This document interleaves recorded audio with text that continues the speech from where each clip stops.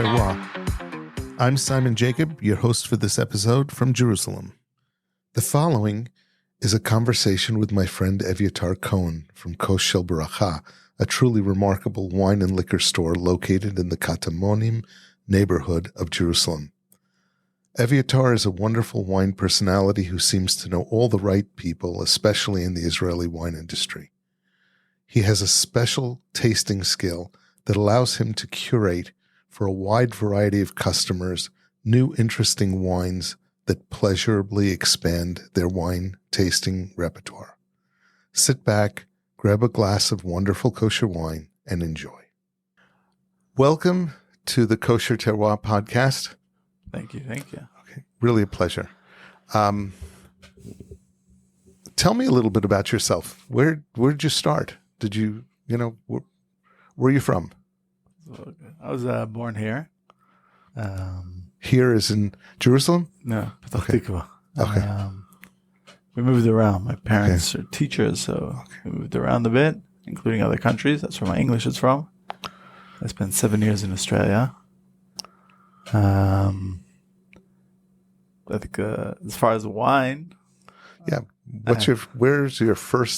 Where were your first wine dreams? so wine for me was very functional. Growing up, it was like the Kiddush cup. It came out for Kiddush and went back into the fridge.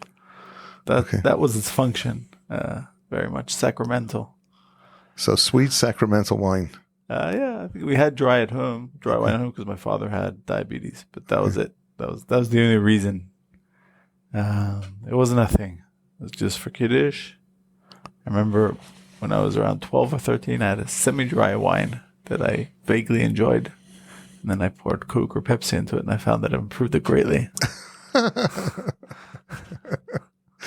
I think that's the experience of most young wine drinkers, but it's okay. Yeah, I think at that age, it's par for the course. And then my real meeting with wine was, except for Purim, was probably much later on when I had a student job. Actually, I was looking for a job after we got married. I was pre-university, and my brother told me about a shop that was near my in-laws' place that was looking for someone. I said the shop is perfect because it was like I didn't have anything specific that I wanted to work in, just something convenient.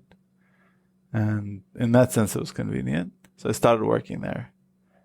And I was fascinated by the people and why they were picking wines.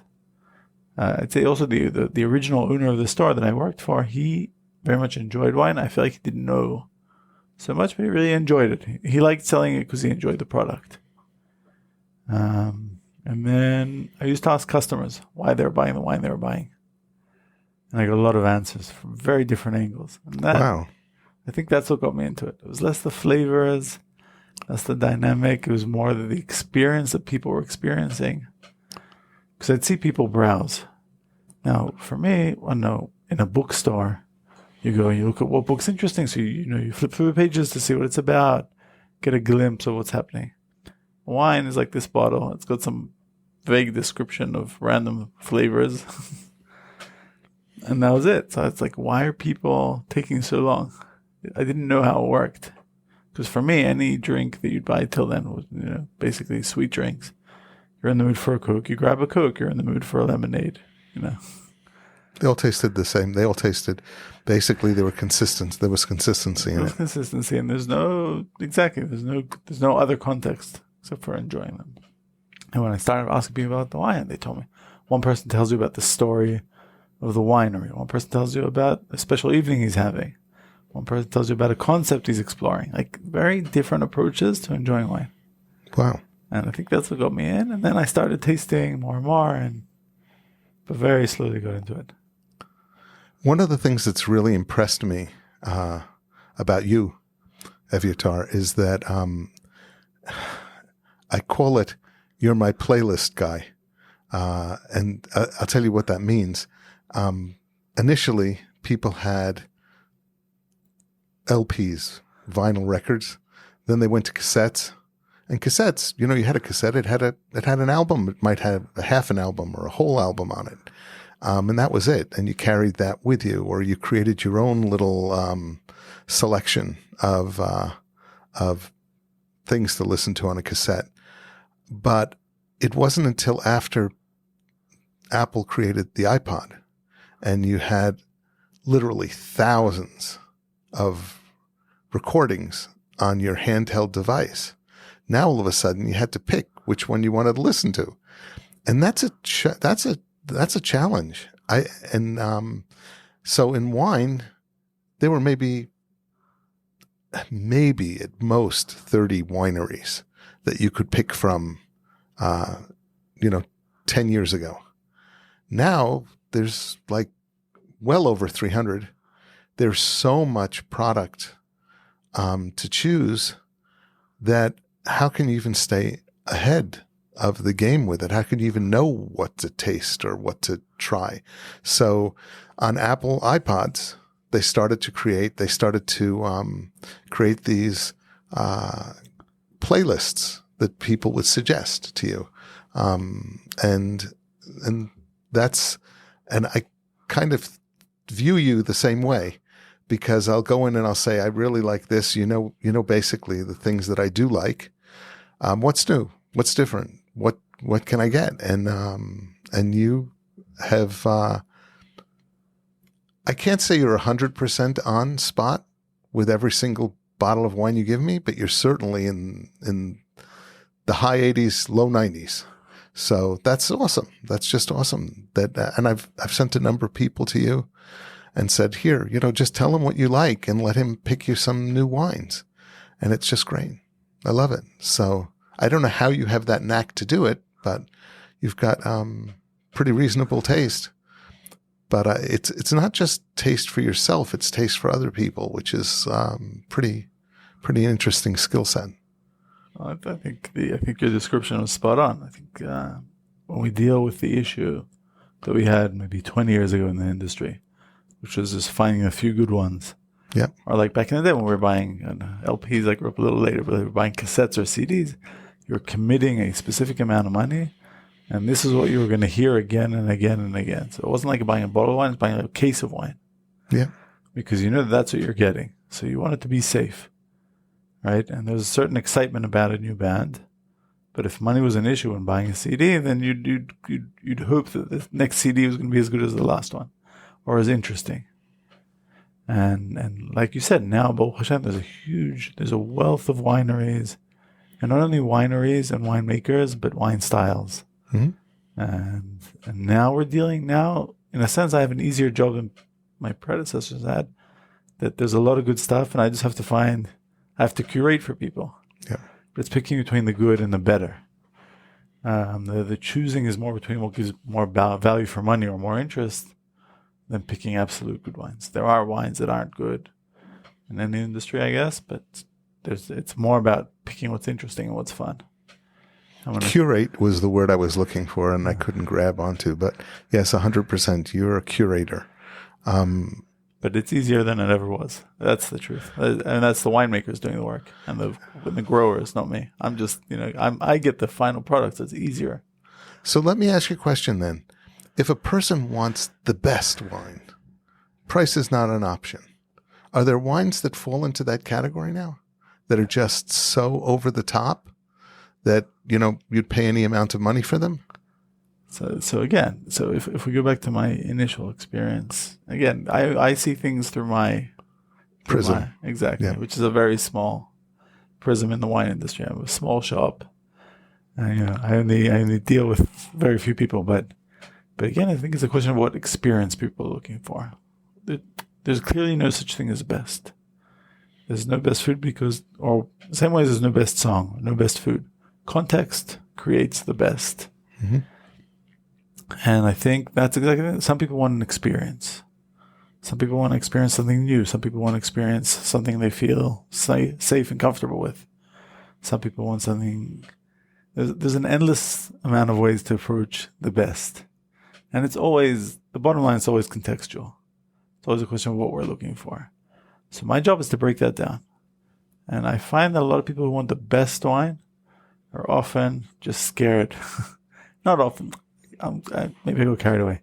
But I'll say it. Are often scared of getting a wine that's not good. That's where the best. Give me the best. Give me the.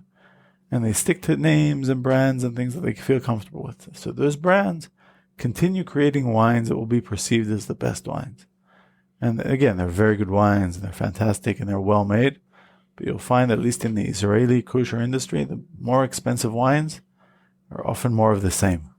They're often cabs or cab-based blends, big, rich, fruit-forward, oak-driven wines, which are fantastic for people who like them, but they're not necessarily more of a new experience.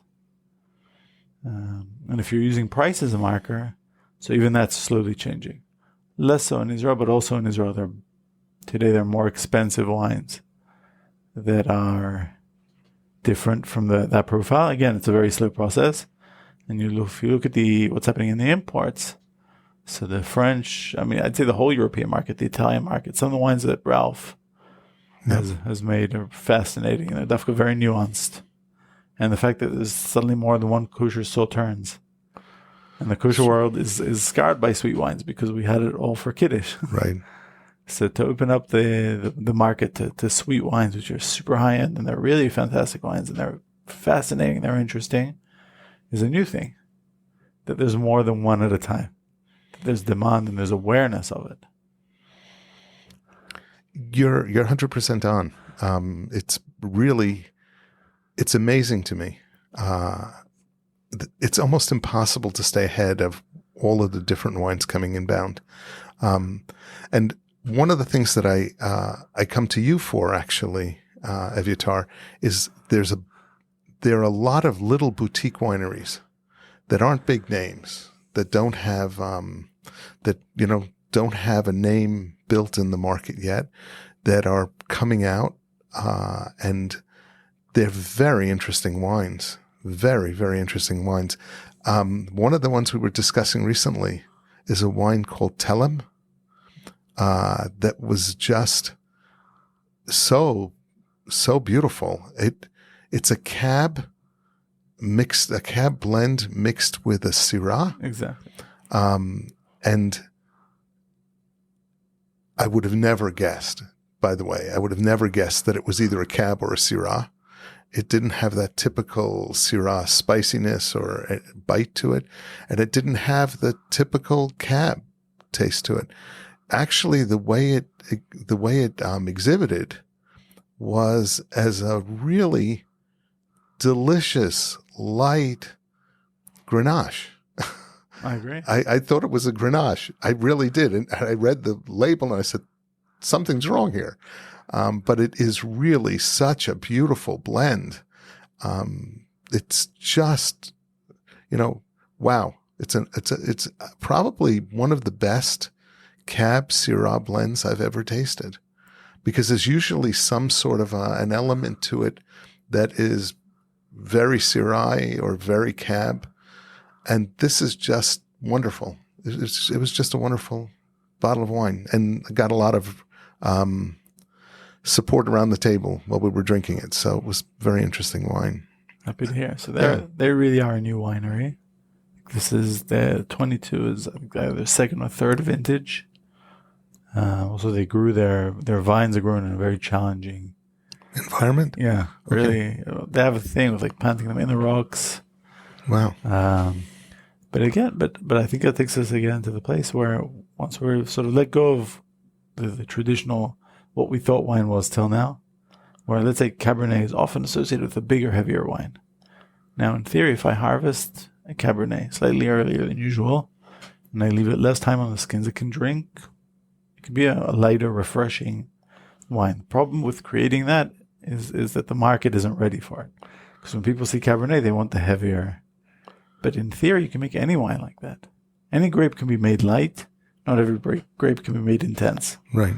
But when you realize that, and it makes sense with the climate here, and in general, I think that the whole market is slowly and gradually becoming a lighter and fresher wine. Like more lighter and fresher wines are entering.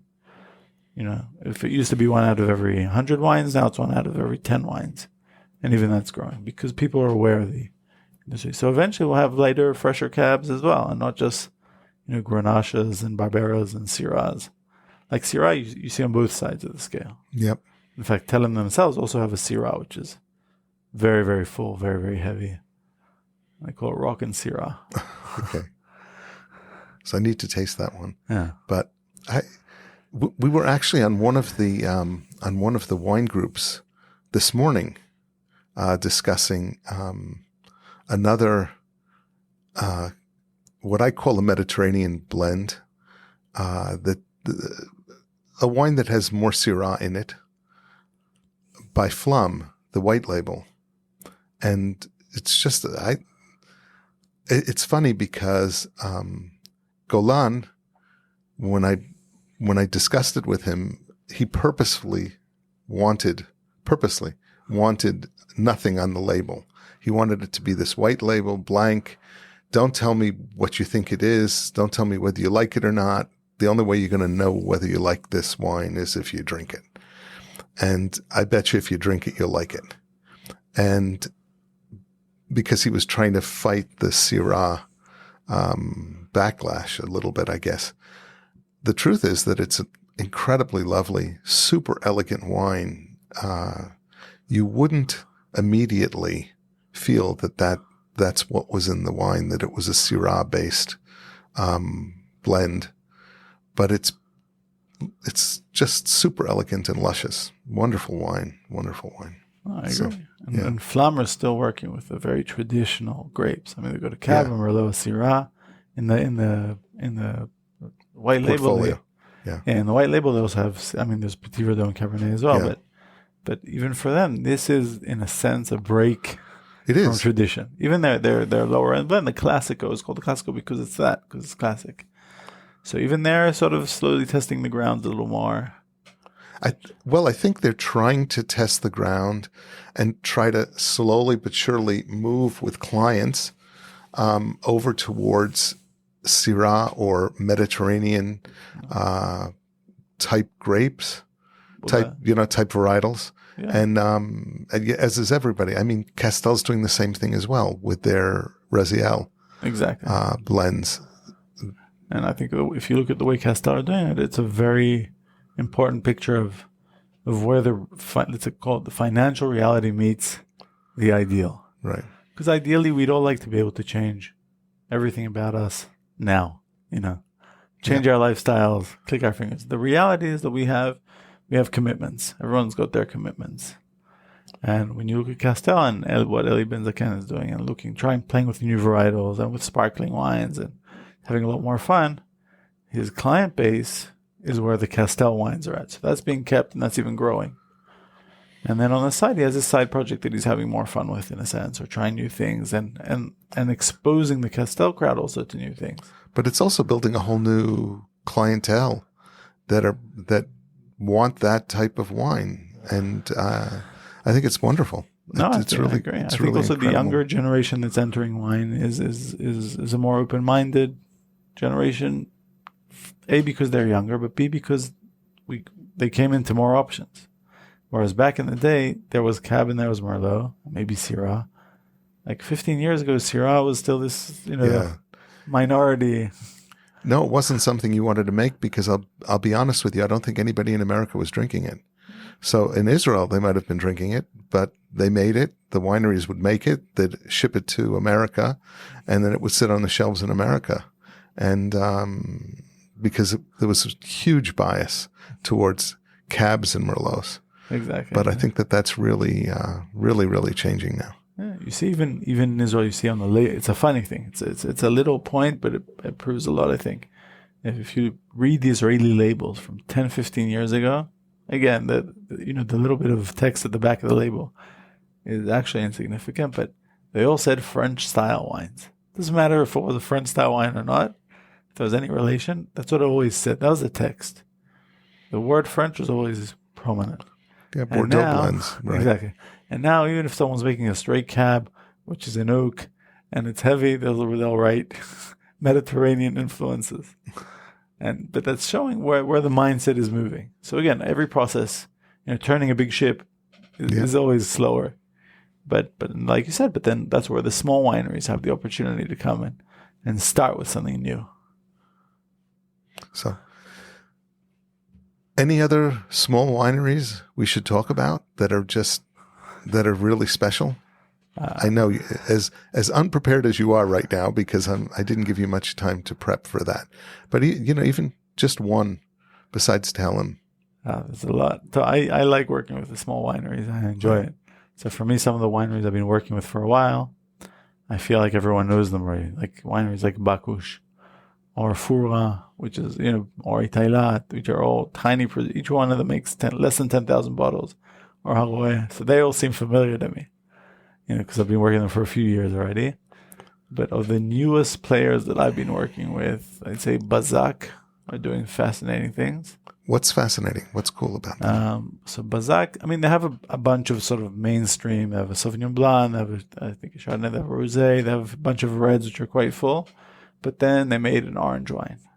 Ooh. Now, orange wines, 3 or 4 years ago, everyone made an orange wine. Literally every other winer in Israel made an orange wine. Most of them were not really unique. Now, again, it's easy for me as a consumer to judge the winemakers and say you didn't do a good job. They're doing a lot of hard work, and and I respect that. But the bottom line was they weren't saying much.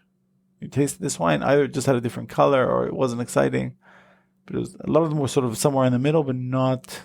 Again, also Yaakov Oria set the bar tone. very high. He set the bar really high, right? Exactly. And what I haven't seen many of, so Yaakov's wines, again, in a very broad way, if I look at them contextually, his orange wines drink more like reds than whites, in the sense that you're not getting a lighter, fresher experience. Yep. They're heavy, they're concentrated, and they're amazing in that sense. But then on the lighter side, there were a few that sort of had glimmers for a while. I remember Jerusalem Winery released one, which was really cheap, and it was amazing because there was a wine we sold at 45 shekels. Sam Zareka made it. That was one of the reasons I met him. I said, wait a second, what's this orange wine? Where did this come from? And we sat down and had a nice conversation. But exactly. It was nice for a while, but somehow quite quickly it sort of went flat, and also they didn't continue it. Right. And Bazak? Well, because he moved to Pesagot. Yeah. By the way. But that is all. Yeah. But again, I think it's a complicated wine. Yeah, it is. It's not simple. It's a wine which people aren't also ready to experience. It's like very experimental jazz. If you're into it, you love it. If not, then it might be a bit weird. You'll sit there and you're like, what the hell's going on? Yep. So Bazak, this year, they made an orange wine. And again, it's a really fine balance. But you taste the elements which make it orange. So you taste the skin. It feels like something different. Again, if you haven't experienced an orange wine, you don't know what you're experiencing.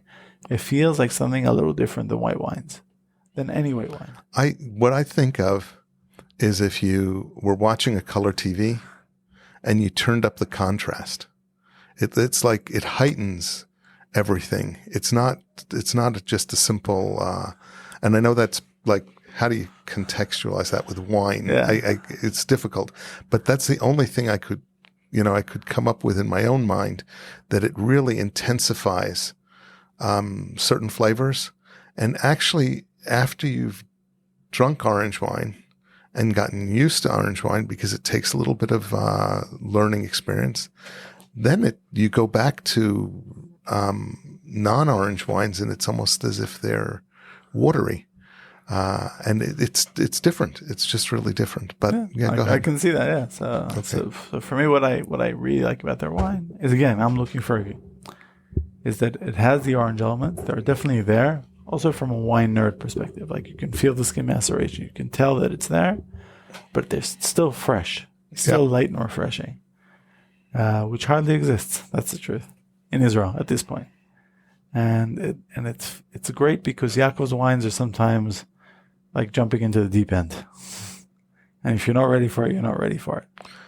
And this provides a safe experience. You definitely feel where you're at, but you're not so far out there. And I've enjoyed selling it this year. So I tasted it at Sommelier in January or February, whenever it was.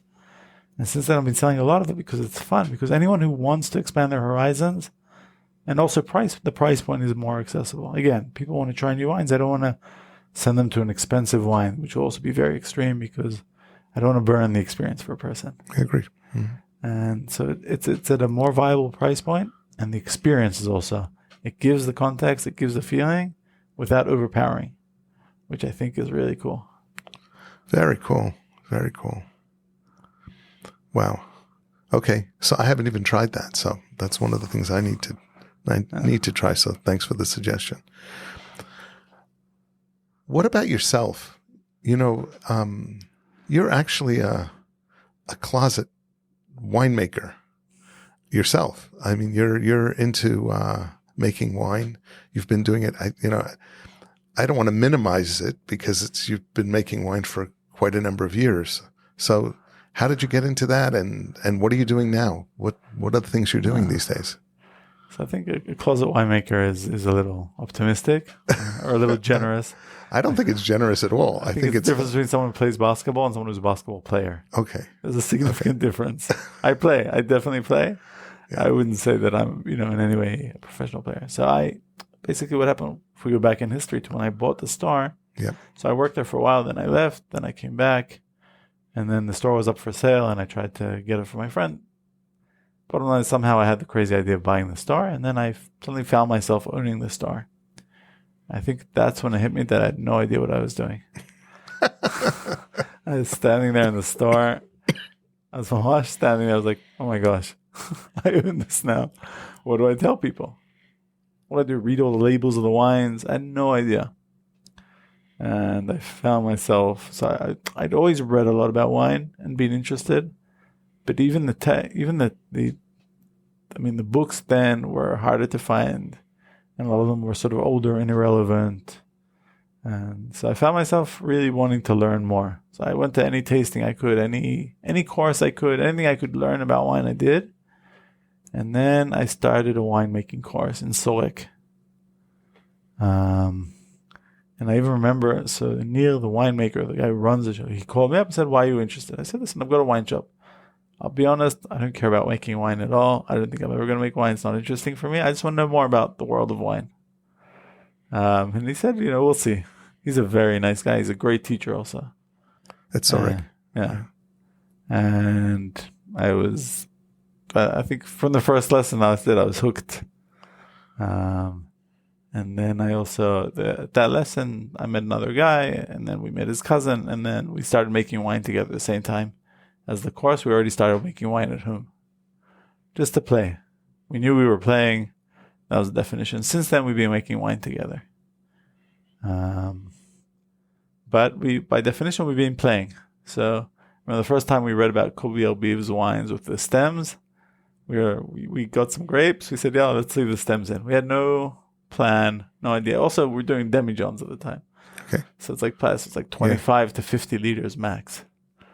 And we poured plenty of them out because we played with different fermentations and different types of yeast and without yeast, and anything we read about, we tried. It's a great way to learn. It's fun. At some point, it actually started at my place, and then my wife said, I like you, but not this much. Because their whole house was like fermenting things. People don't realize how overwhelming that becomes, and also how it can be super dangerous. I mean, it's basically fermenting, and which means that it's taking being released. Yeast. Yeah, the yeast is releasing CO2 into the air because that's part of the process. Yeah. I remember a bunch of guys who were doing it in a cave and almost died. Yeah, they just found them in the nick of time and dragged them out of the cave. It was like this is not something to play with. Yeah. And also my wife, I think she made a good point then. She's very patient with me, I must say, in general. She said, like, if you want to, try being more serious about, try taking sort of elements that you like and developing them. And that helped us focus because I was also fermenting not only grapes, anything. Okay. But I must say, one of the more exciting experiences was the first time we had one of those little blue sort of barrels fermenting, with grapes from the course. And you mix it 3 times a day in the beginning. And then we'd smell it every time. The smells were changing. Initially, you got a lot of yeast smells. So it really smelled like a bakery with like a bit of sweetness. And then like the smells developed every day. And because we were dealing with it, it was the first time. So every time we took it to check the sugar and the fermentation and tracking everything. I don't know, it was supposed to be 3 times a day, but it was sometimes more, sometimes less, but like we were on top of it. And you saw how the smell was changing of the must while it was fermenting. And I think that that really was a big hook for me as well, just to see how alive it was, the process. And so since then, we've been making wine on an amateur level. So do you sell the bottles? No, that's what makes it fun. Okay. We keep them for fun. We donate a lot of them. It has the hechsher, so that way we can donate them. Initially, it didn't. We didn't label them usually, unless we made a wine with shalva. That was the start of a cool project. Wow. I didn't realize that. Yeah, that was one of the cooler projects we did. Actually, I think I'll say this carefully. I don't know if it's the first, but we made a label that's full braille. Very cool. The guy we were making with from Shalva, he's blind and deaf. Wow. So, and even that was a process. For the first few we made, turns out they weren't actually braille. Just some graphic artist got it from somewhere, and they thought they were doing the right thing, but it wasn't. No, I know for a fact that Herzog wines, especially the higher end wines, have braille on the backs of them. For they obviously are not the entire label in braille, but they are certainly identifiable to people. No, some of the curate have also. Right, I've noticed. It's very cool. So, but again, it was launched for fun, and then this year we planted a vineyard, which we've been dreaming about for years. That's the one project we've been working on. In Jerusalem, obviously, there's nowhere to plant a vineyard. So where is it? It's in Nukadim, which is just under the Right. Herodian, across from Tekoa.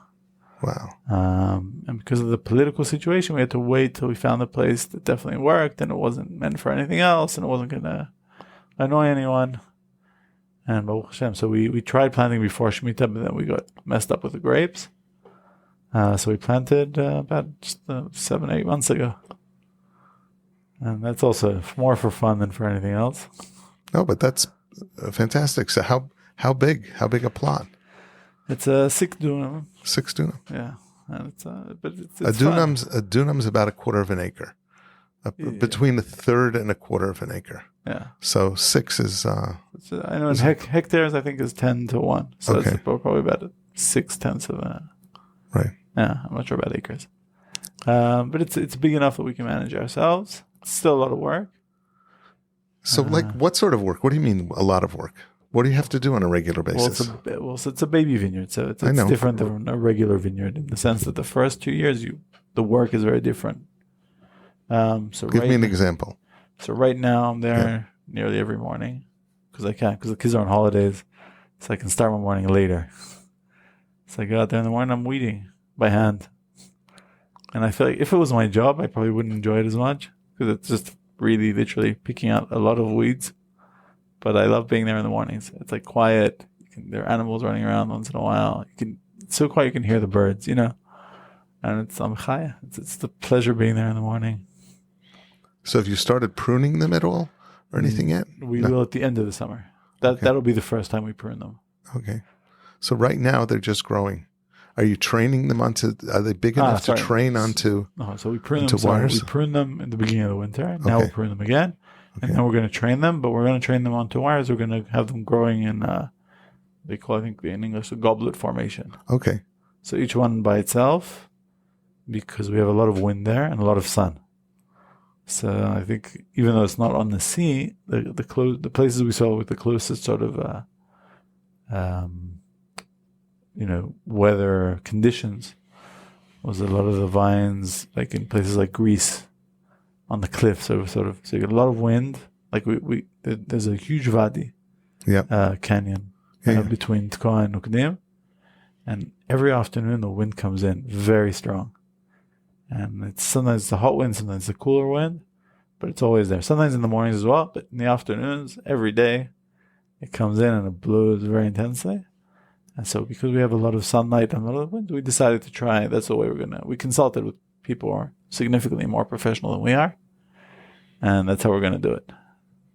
So at the end of this year, we're going to have to drill, because also there's a lot of rocks. It's a rocky sort of mountain. We're going to drill a hole for each vine, put in like a metal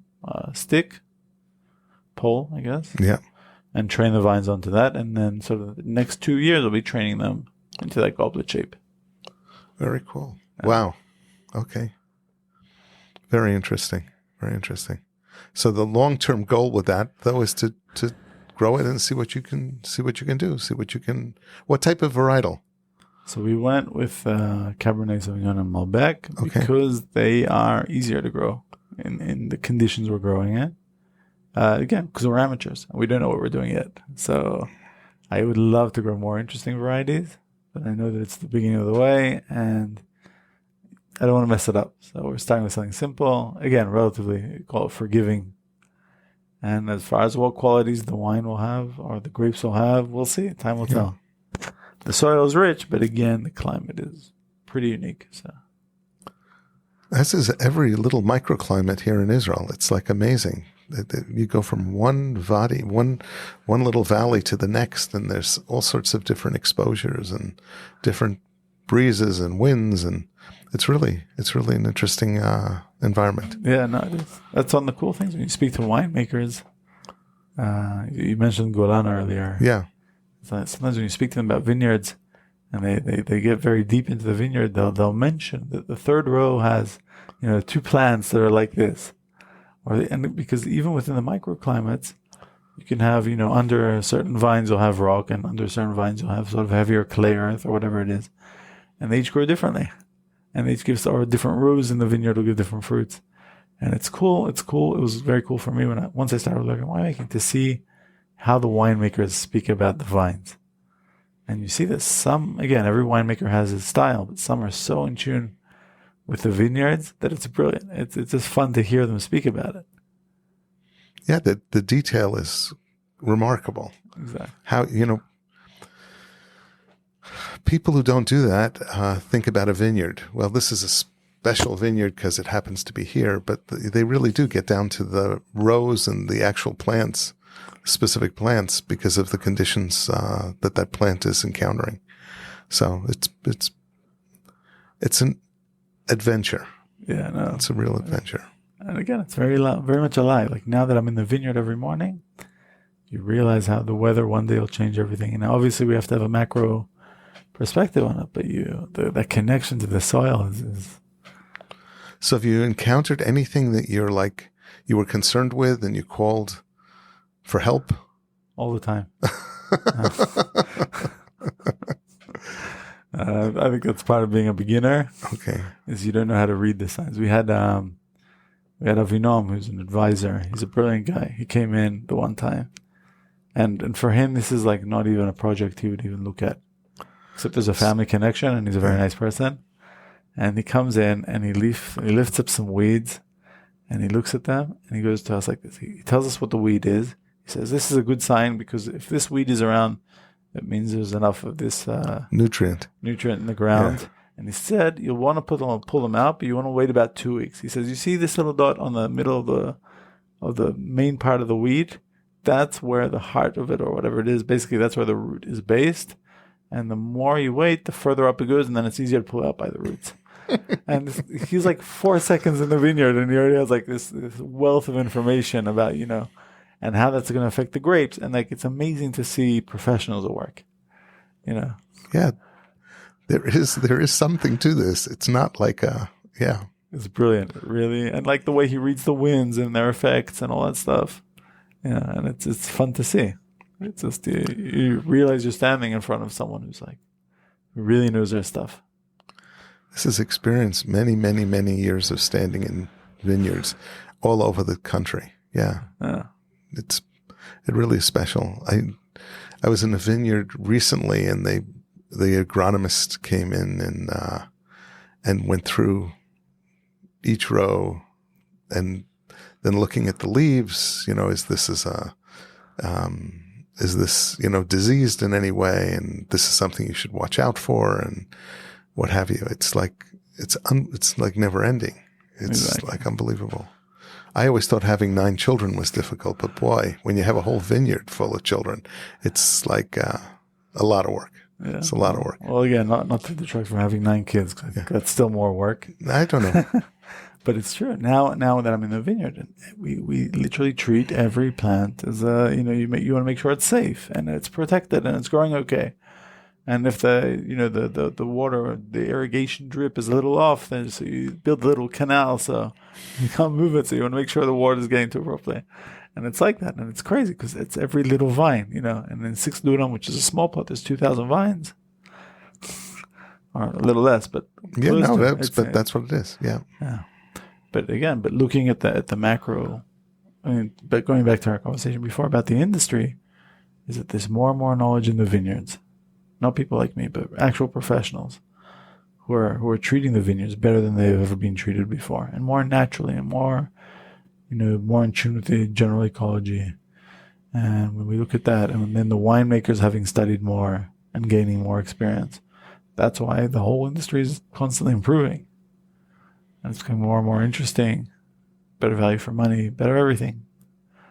Baruch Hashem. It is really, really interesting to see the number of variables that impact a wine, and to see how, people are working on refining each tiny element of it. It's not like a little deal. There's an enormous amount of effort going in. It truly is amazing. And then you'll taste the wine sometimes even in the tank. So in theory, the whole process is over. From like you said, from choosing the plot of land and planting it and choosing when to harvest the grapes and how to deal with them and all the stages and the fermentation. Then we tasted this one wine recently, which is amazing, mind-blowingly good. And then when they bottled it, it wasn't as exciting at all. And turns out the guy said, like, unfortunately, the Michal, the tank, had some issues with the sealer, so it wasn't sealed properly. Oh boy! And so even with all that, the tank wasn't sealed properly, and the wine sort of lost half its quality. Wow. It was heartbreaking. Wow. Yeah. There's certain steps that I've found where I've tasted wines in. Like, I like rosés, but if you taste a rosé that's kind of in the middle of its life in the tank, and it's cold, it's chilled, and what have you, there's almost nothing better than those rosés. They're so fresh and delicious and just unbelievable. So I often go to wineries after harvests, a month or so after harvest, and I go, you got some rosé in the tank, right? Can I taste it? No, it's still dirty. There's, it's not clarified yet. Nah, it's not ready. I go, no, I don't want it to be ready. I want it to be exactly like that. It's fun. It's fun to do. And that's again where context is king. It doesn't matter if a wine's expensive or cheap or whatever it is. If that's what you want at that moment, if it's summertime and it's a hot day, it could be, a basic but good rosé will do the job. It'll be fascinating. Like, it'll be great. It's also the people you're with. We don't make a big deal about that, but drinking wine or tasting wine, like with dinner alone, is nothing like having a group of people tasting it and commenting on it and going back and forth on it. There's a dynamic, especially when it's friends and it's not like, adversaries. Adversarial. But when it's friends, there's almost no better experience. And it can also set your mind for certain wine that, wow, this wine is unbelievable. Well, I agree. And then, so it really makes a big difference. No, it's definitely the broader experience. That's the thing. I think wine, it is about taste and it's about flavors, but it's always been more of a connector, more contextual than anything. And that's why, with the question about what's the best wine, there is no best wine. Right. And there never will be. And I think, I agree completely. Context, friends, good people. If you're in a good mood or a bad mood, if you had a good day, bad day. Anything we should look forward to? Anything new that's on the horizon that you think is like, you tasted the preliminaries and it was exceptional and... nothing that comes to mind now, okay. but if I can use this platform to say one thing, I would say that people should be more confident or feel more at ease to try more wines than they did. There's more and more good stuff that in a sense you could be missing. And that's why I'd even say, for fear of commitment, try cheaper wines, but try different things. You want to try a new angle. It might not be your thing. It might not be it's like listening. So if I want to listen to a new style of music, so I'll play it on Spotify or on Apple Music, whatever it is, and it's free. It didn't hurt me to try it. Yep. So here I'm saying there is a price to trying new things. But if you try something that's cheap but still good, the risk is lower and the experiences are there. Like there's a much wider variety. A lot of people are saying, I don't drink this, I do drink that, I only drink this. Try other things. Yeah. It's there. And I think, because everyone's doing a great job. I couldn't more agree with you. Like that Tellem, as an example, if I had read the label, I would have been clueless about what the experience was in drinking that bottle. And there's so many wines that are just wonderfully surprising. So it's very, very good. Yeah. It's wines are better than the copywriting. Yes. I don't think they even know what to write on the labels these days at all. One last one I wanted to bring up with you, and then we all have time commitments. I know you've tasted the Macabeo from Vitkin. Yes. What do you think? That's a really unique wine. That is a fascinating. Again, because we're in the kosher world and we are still limited with the things we try, it's always fun to try something new. And I remember drinking that, and it really had, that fascinating depth of first of all, the fresh elements. A lot of wines go very deep, but then they lose their freshness. Yeah. And I don't know, I personally like when it still retains that, at least in some wines. Yeah, it's a white. The Macabeos are white. The Macabeos are white, and it was barrel aged, and it really gave something. I don't even remember the description of the wines or to point out specific flavors. But as far as an experience, it was new to me, and it was interesting. It was deep. It was more than, it was multifaceted as far as the flavors. It's like listening to a very nice harmony that you haven't heard. Right. And it was cool. I remember. So again, I don't remember specifics. Also, I'm not sure if there's been more than one or not, but I don't know if anybody besides Vitkin produces a Macabeo yet. No, outside of Israel, there are kosher Macabeos. Yeah. They're kosher Macabeos outside? Oh, okay. Memorias. They make some very, in general, they're also an interesting winery to follow. Okay. They're not Israeli, but they're... Were they? Where are they? Spain. Spain? Yeah. Okay. But again, my knowledge of the map is terrible. But southeast from where, let's say, Rioja is. Okay. Yeah. A place called Utiel, I think it is. Okay. But they started as a not so interesting winery, and they'll excuse me for saying this, as far as the wines, and they've stepped it up amazingly. Like now, the wines they release are interesting. Very cool. It's fun to taste their new ones. So, but as far as Israeli Macabeo, I think it's a new one.